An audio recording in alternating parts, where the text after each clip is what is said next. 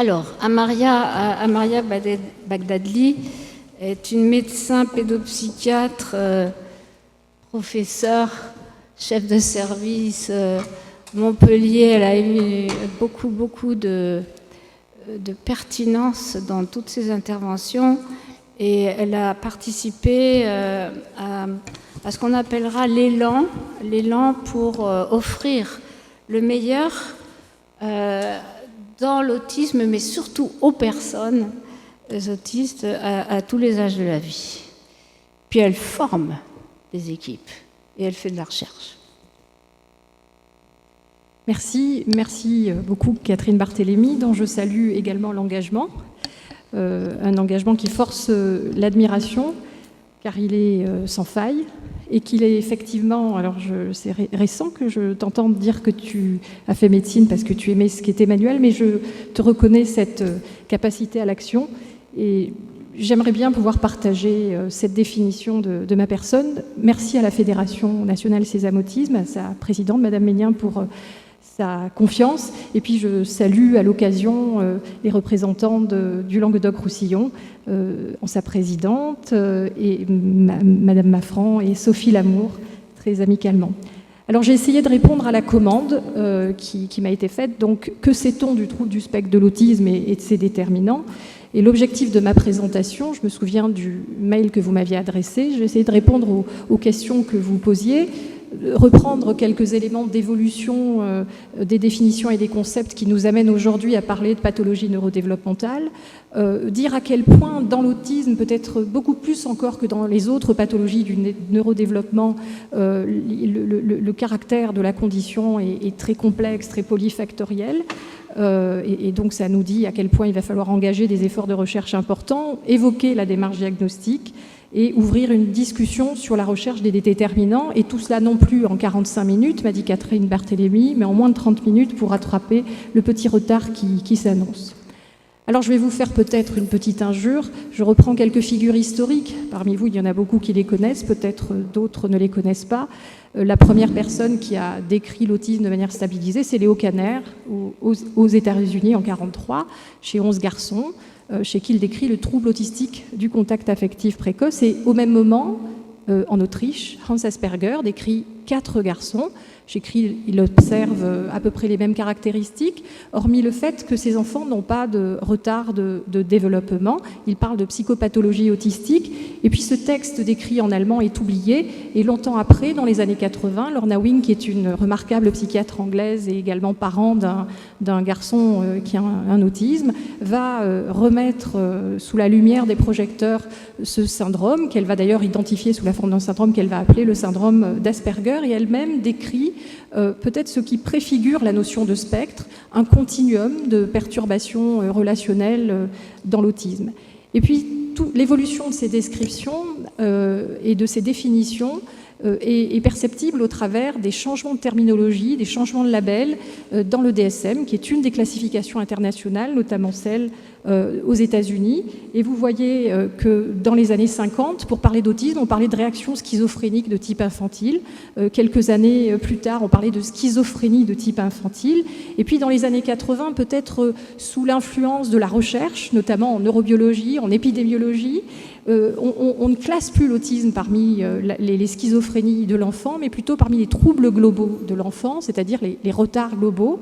Et puis quelques années plus tard encore, observant que l'autisme était quand même différent des autres troubles globaux, et notamment du retard de développement intellectuel simple, est classé comme un trouble envahissant du développement, avec beaucoup de catégories telles que l'autisme infantile, l'autisme atypique, le syndrome d'Asperger, les troubles envahissants du développement non autrement spécifiés. Et puis soudain, en 2013, le DSM-5 considère qu'il n'y a plus qu'une seule catégorie pour parler de l'autisme et évoque la notion de trouble du spectre de l'autisme.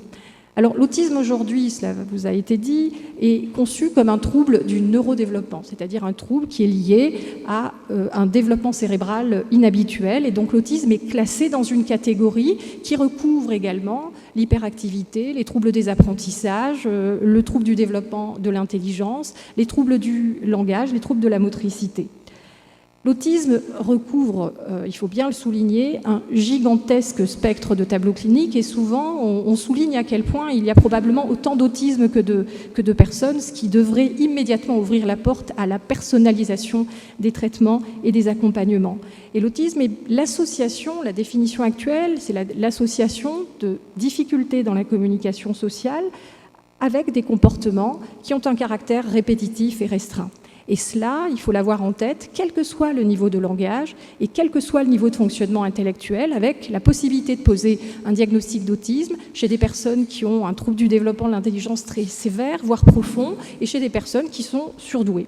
Donc vous comprendrez que quand on parle d'autisme en fonction de ses comorbidités associées, eh bien le niveau d'aide requis, qui remplace la notion de sévérité, va être très différent. Certaines personnes vont être dans une situation de handicap très importante et d'autres dans une situation de handicap quasi invisible. Alors l'autisme concerne surtout des garçons, depuis Kanner et depuis Asperger, qui pensait d'ailleurs qu'il n'y avait que des garçons, cela a pu être souligné, mais il y a peut-être plus de filles qu'on ne le pensait, et là vous avez les résultats d'une méta-analyse, dans les études les plus récentes, on retrouve non plus 4 fois plus de garçons que de filles, mais 3 fois plus de garçons que de filles. Pourquoi ? Peut-être, c'est la question qui se pose, mais il n'y a pas de consensus qui soit atteint, même si c'est très médiatisé. Peut-être que les filles ont des tableaux cliniques, des modes de fonctionnement, notamment en termes de communication et de problèmes de comportement associés, différents. Et puis, un point très important, c'est la prévalence de l'autisme. Lorsque j'ai fait mes études de médecine, on m'avait enseigné que l'autisme était une maladie rare, dans les années, il n'y a pas très longtemps. La prévalence de l'autisme a cependant explosé sur ces 50 dernières années, et donc on est en droit de se demander pourquoi on est passé d'une condition de maladie rare à une condition de maladie fréquente. Quand on regarde la littérature sur le sujet, on note qu'une partie seulement des explications sont trouvées, notamment les modifications de pratique. Les concepts sont plus clairs, on recherche plus systématiquement l'autisme, on utilise des outils mieux adaptés pour faire le diagnostic. Néanmoins, 50% de cette augmentation de prévalence reste inexpliquée. Et cela ouvre la porte, non pas à des explications, mais à des questions, et notamment concernant le rôle de l'environnement. Je vais y venir dans un petit moment.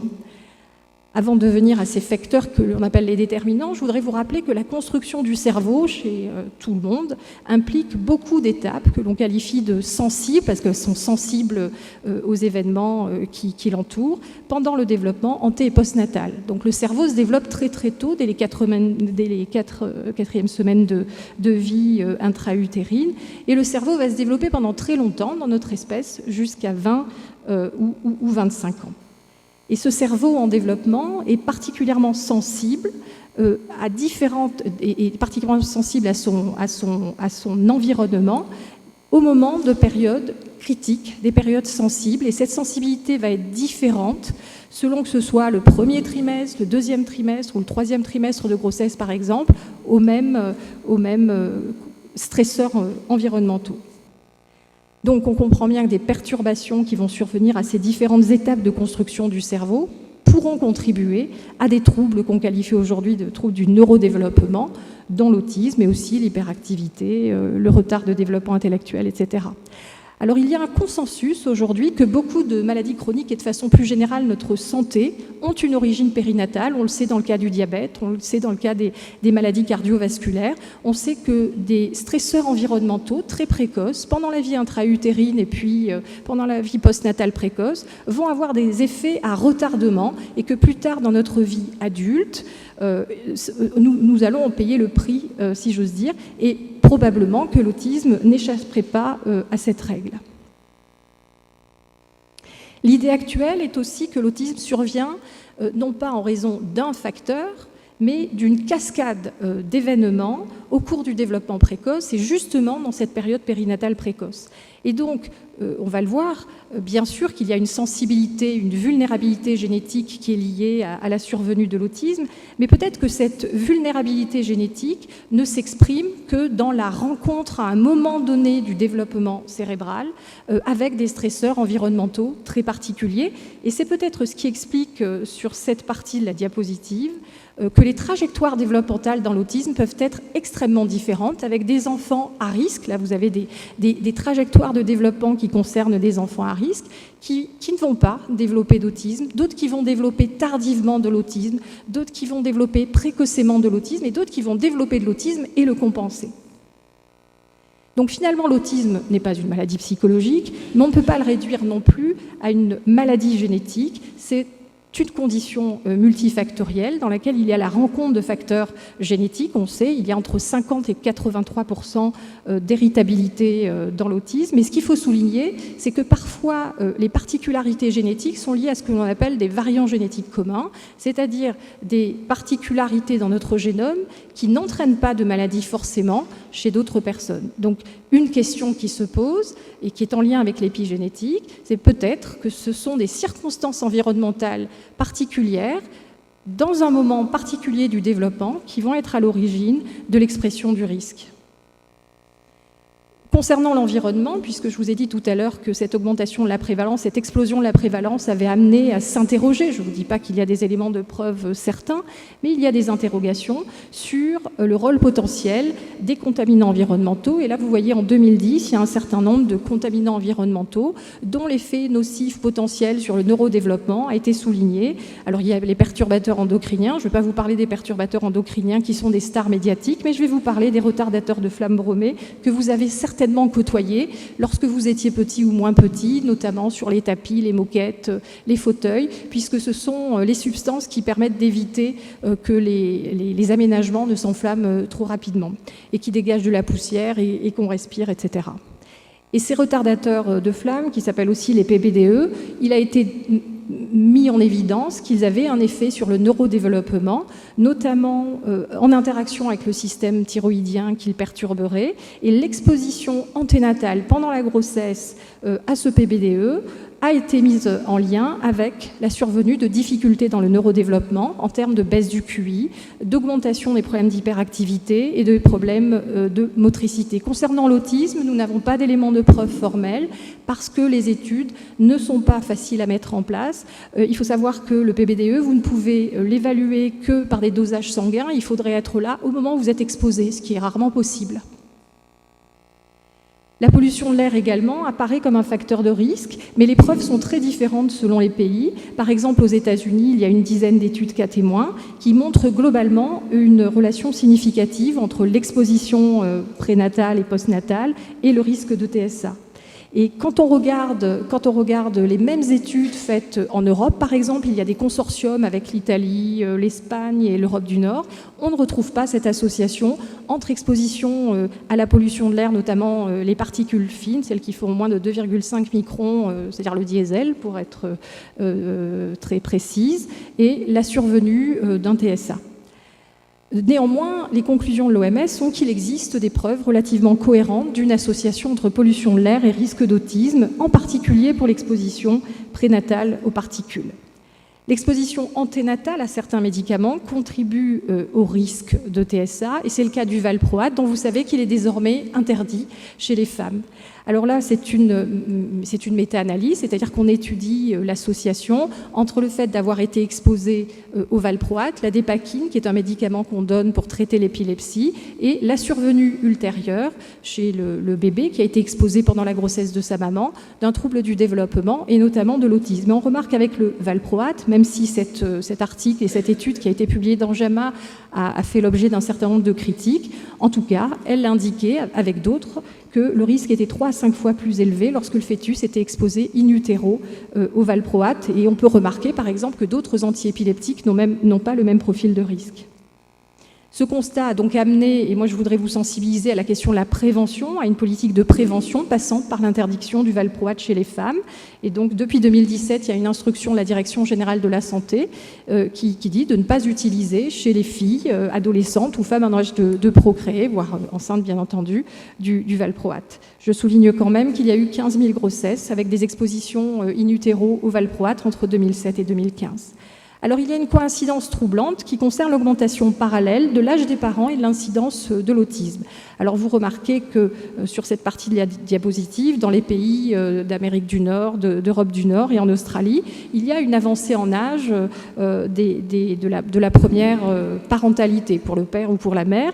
Et puis, sans dire qu'il y a un lien, sur l'autre partie de la diapositive, vous remarquerez qu'il y a une augmentation de la prévalence de l'autisme et des pathologies neurodéveloppementales dans ces mêmes régions. Et donc cela a soulevé des questions qui ont fait l'objet d'études et notamment de méta-analyses qui portent sur des milliers de sujets, des revues de revues, qui semblent suggérer que l'avancée de l'âge des parents, pas seulement des mamans, mais des papas et des mamans, augmente le risque de TSA.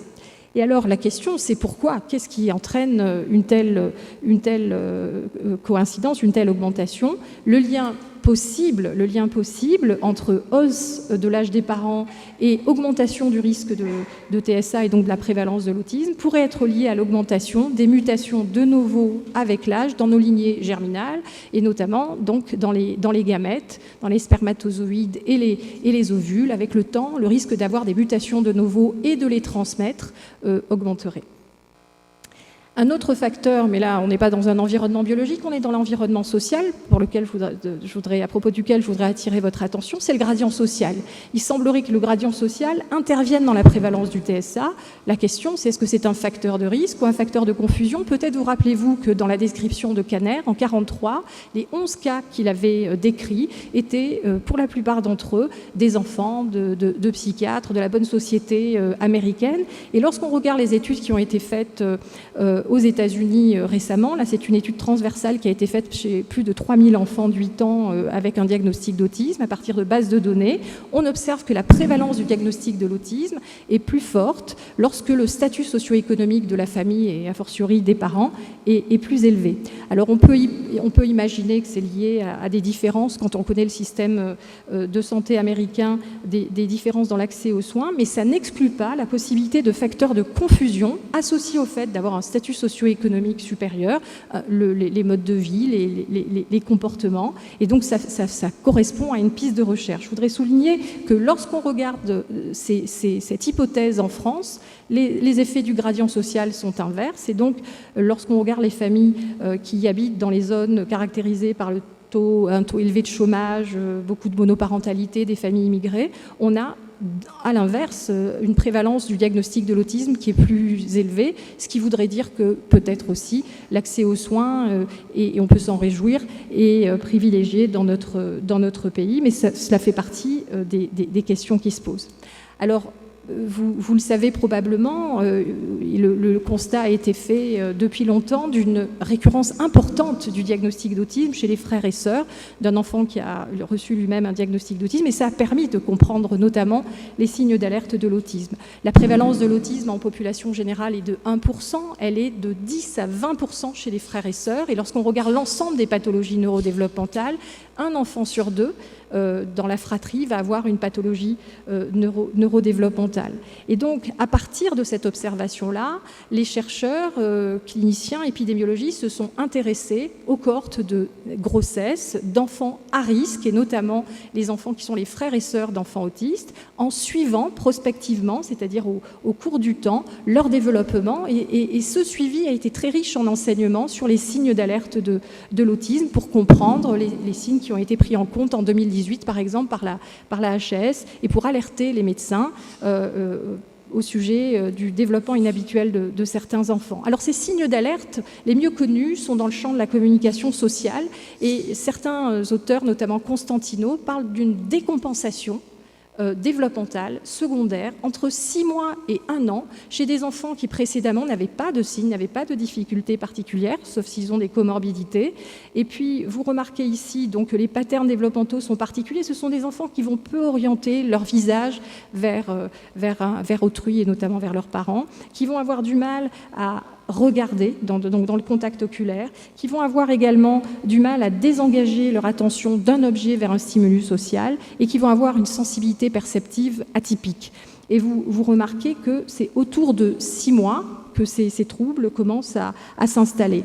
Mais d'autres signes moins connus et qu'il faut rechercher, et beaucoup moins spécifiques, restent à étudier. Là, j'ai fait une capture d'écran d'un tableau qui est extrait d'un article de Vincent Guinchat, qui soulignait, après avoir examiné le début du TSH dans une petite cohorte d'enfants, qu'un certain nombre d'entre eux avaient des particularités motrices, que d'autres avaient des particularités dans le tempérament, dans l'irritabilité émotionnelle, et probablement que dans les années à venir, peut-être au travers des études de cohorte qui vont être mises en place, ce sont ces aspects-là qu'il faudra étudier pour améliorer le diagnostic. Dans tous les cas, et je sais qu'il y a la présidente de l'ANECAMS qui est là, dans tous les cas, la recherche de tous ces signes d'alerte que je vous présente relève de la vigilance, non pas des psychiatres, non pas des docteurs, mais de tous, et de la réactivité de tous les acteurs de la première ligne. Et il faut absolument être à l'écoute de l'inquiétude des parents qui, malheureusement, errent encore trop souvent à la recherche d'une oreille attentive. Je reprends ce que tu disais, Catherine, tout à l'heure. Et donc un enfant qui a des difficultés dans le langage, dans les interactions sociales, à propos duquel les parents s'inquiètent, doit faire l'objet d'une consultation, j'insiste, médicale en soins primaires, pas chez le super spécialiste, mais chez son médecin généraliste, son médecin pédiatre, le médecin de PMI, qui lui a désormais des outils et une méthodologie pour orienter cet enfant vers ce que l'on appelle aujourd'hui la consultation dédiée en soins primaires, qui offre enfin, si j'ose dire, un cadre à un dépistage de la HAS. Donc tout enfant qui a des signes d'alerte doit être vu par un médecin dans les 3 semaines pour une orientation adaptée. Et tout enfant de plus de 1 an qui a un facteur de risque, notamment par exemple il a un grand frère ou une grande sœur qui a un syndrome autistique, doit pouvoir être examiné par son médecin. Et cet examen, c'est un examen clinique qui peut s'appuyer sur des questionnaires comme la MCHAT, comme la SRS, ce n'est pas l'objet de la présentation de ce matin. Et si l'enfant est détecté comme ayant un développement inhabituel, le médecin de première ligne n'est pas sans outils. Il a autour de lui des orthophonistes, des psychomotriciens, des crèches pour à la fois contribuer à l'évaluation des difficultés de fonctionnement de l'enfant et contribuer à sa socialisation et à son exposition à un environnement social enrichi. Le diagnostic du TSA, quant à lui, relève d'une démarche auprès d'équipes spécialisées de 2e ligne. Ce n'est pas la peine d'aller dans les CRA. Les CRA sont réservés aux cas, en théorie, les plus complexes. Mais c'est toute la question de la montée en charge de compétences des équipes de CAMS, de pédopsychiatrie notamment, pour être en mesure de proposer dans des délais raisonnables dans tous les territoires et à tous les enfants concernés un diagnostic médical qui est un diagnostic clinique et qui est possible dès 18 mois. Mais ne vous leurrez pas, parfois ce diagnostic est très difficile à faire à 18 mois parce que s'il y a quelque chose de très différent dans l'autisme par rapport aux autres troubles du développement, c'est que sa trajectoire est très inhabituelle, qu'il y a des enfants qui vont compenser, qui présentent une symptomatologie autistique évidente vers 15 mois, 18 mois et qui vont compenser leurs troubles. Ces phénomènes de compensation peuvent exister d'ailleurs plus tard. Et cette évaluation va nécessiter non seulement de rechercher le syndrome autistique, mais tous les troubles associés qui sont fréquents dans le sommeil, l'alimentation. Le consensus est qu'il faut intervenir tôt dans tous les milieux de vie de l'enfant pour favoriser la cognition sociale. Il y a des stratégies développementales et comportementales aujourd'hui qui existent, qui peuvent être dispensées bien sûr par les professionnels, mais aujourd'hui, il est indispensable de former les parents. Il y a le chantier de l'éducation thérapeutique pour les personnes et pour les familles. Il y a également tout le travail en psychoéducation que l'on fait dans d'autres pathologies neurodéveloppementales comme le TDAH et qu'il faut aussi proposer dans le cadre de l'autisme. Et je voudrais quand même rappeler que quand on a le choix entre une pratique d'intervention développementale ou autre, pour lesquelles on a des preuves d'efficacité et du macramé, il faut choisir des interventions développementales pour lesquelles on a des preuves d'efficacité. Aujourd'hui, on ne peut plus ne pas, en tout cas au moins proposer aux enfants et aux parents des interventions pour lesquelles on sait qu'elles ont une efficacité pour améliorer la réactivité sociale, la participation sociale des enfants, des adolescents et des adultes d'ailleurs. Donc je ne suis pas loin de la fin. Je voudrais quand même rappeler que si le trouble du spectre de l'autisme est multifactoriel, j'espère que je vous ai convaincu au travers de ma présentation, vous avez compris qu'il y a énormément de questions et qu'un défi majeur est de comprendre comment interagissent entre eux ces facteurs reliés au génome et les facteurs reliés à l'environnement, et comment cette intrication, cette interaction s'exécute au cours du temps, lors de ces fenêtres sensibles dont je vous ai parlé tout à l'heure. Et ce qui serait absolument incroyable de découvrir, c'est quels sont les facteurs qui font que c'est Stélio Georgiades, qui est un collègue qui se trouve au Canada et qui contribue à une cohorte qui s'appelle Pathway, et qui fait l'observation d'enfants qui sont catapultés, je reprends le terme qu'il a utilisé dans un éditorial, et ce sont des observations que je partage, qui ont une trajectoire très inhabituelle, très atypique, marquée par beaucoup de retard, et qui changent de trajectoire. Je pense que si on arrivait à comprendre pourquoi ça se produit, on comprendrait déjà mieux les mécanismes développementaux de l'autisme, et on irait peut-être de manière plus précise encore vers une médecine personnalisée. Alors, l'enjeu pour aller vers des éléments de réponse, c'est de mettre en place des cohortes. Les cohortes, c'est quoi? C'est un petit peu comme dans Astérix, c'est un très grand groupe de sujets qu'on va suivre dans le temps. Et c'est très important en santé pour comprendre ce qui détermine la santé et ses problèmes. Et donc dans l'autisme, c'est exactement la même chose. On a besoin de cohortes pour comprendre ce qui détermine les trajectoires de développement et les différences dans la sévérité. Mais pour pouvoir répondre, étant donné la complexité des tableaux cliniques, il faut beaucoup de sujets, mais il faut aussi recueillir beaucoup d'informations sur chaque personne, sur son environnement, sur sa fratrie. Et il faut s'intéresser non seulement au génome, mais aussi à tous les aspects de l'environnement. Donc j'espère que je vous ai convaincu qu'il y a bien sûr l'environnement physique, physiologique, mais aussi l'environnement social. Et si, comme nous le croyons, ce qui détermine la survenue de l'autisme et aussi les variations dans la sévérité se jouent dans les premières années de la vie, on parle de la période des 1000 jours avant la naissance et les 2-3 premières années de vie, ce sont de très jeunes enfants qu'il va falloir suivre en partenariat avec leur famille, en partenariat avec leur environnement social de manière plus large pour comprendre. À Montpellier, nous avons une cohorte qui comporte 800 enfants, nous irons jusqu'à 850, elle s'appelle Elena. Si vous voulez des informations, vous pouvez aller sur le site internet de la cohorte. Cette cohorte, elle comprend 800 enfants qui ont 6 ans d'âge. Il y a 9 régions qui sont impliquées, 13 centres sur toute la France, et nous avons effectué ce recueil prospectif multiniveau qui va amener des éléments de compréhension des variations dans la sévérité, mais il faut aller encore plus loin maintenant. Il faut s'intéresser au développement d'enfants à risque et qui n'ont pas développé d'autisme, probablement les fratries, pour mieux comprendre ce qui se passe dans la phase que l'on appelle prodromique, avant l'émergence des premiers symptômes, voir si on peut intervenir encore plus tôt, voir si on peut modifier le développement et le pronostic de ces enfants. J'en viens à la conclusion.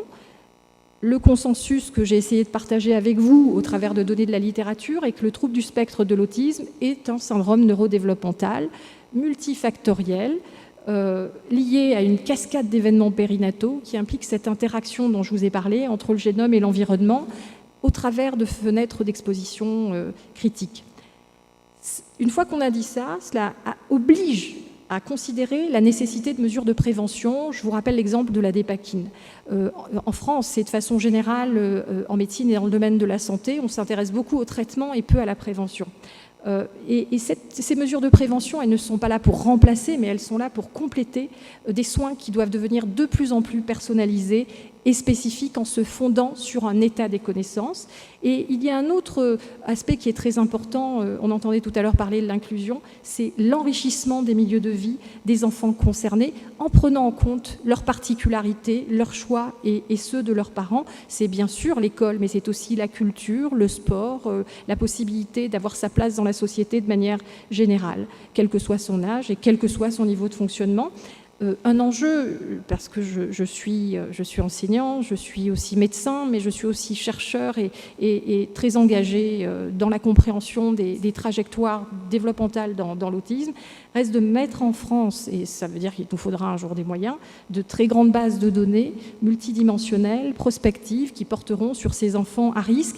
Et ce type de recherche ne peut pas se faire sans la collaboration des usagers, des familles. Et d'ailleurs, c'est l'occasion pour moi de les saluer, de les remercier, parce que cette cohorte, elle se fait grâce à elle et grâce à la confiance qu'elle nous accorde. Et donc ce merci est pour elle, mais pour vous également. Merci.